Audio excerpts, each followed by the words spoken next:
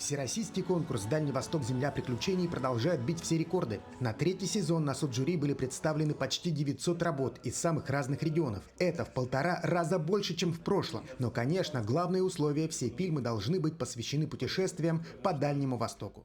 Для нас важен каждый фильм, а еще важнее те путешествия, которые за ними стоят. Потому что каждый раз человек, путешествуя по нашей стране, путешествуя по Дальнему Востоку, открывает для себя новую страницу любви к родине. Наши земляки отправили на конкурс 50 работ о путешествиях по республике, но в число финалистов никто из них не попал. Но фильм о Якутии все равно был представлен на церемонии. В номинации «Водное путешествие» второе место занял Сергей Марченко со своей картиной о сплаве по Амге под названием «Сюда надо ехать». Амга превзошла наши ожидания. Я постарался показать природу, показать малое количество людей, которые там есть.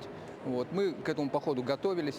Я купил книжку «Писаницы бассейна реки Алдан», распечатал все. Мы ехали, смотрели, искали эти писаницы.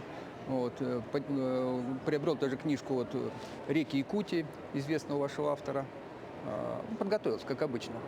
Такая старая советская привычка готовиться к походу. Гран-при конкурса получила Марина Галкина. Приз в 3 миллиона рублей она выиграла за фильм о Чукотке. Одна в тундре, 700 километров пути. Ее подвиг оценили и зрители, и жюри. Кстати, во время награждения Марина уже озвучила новый маршрут. Причем по Якутии. Куда поедете?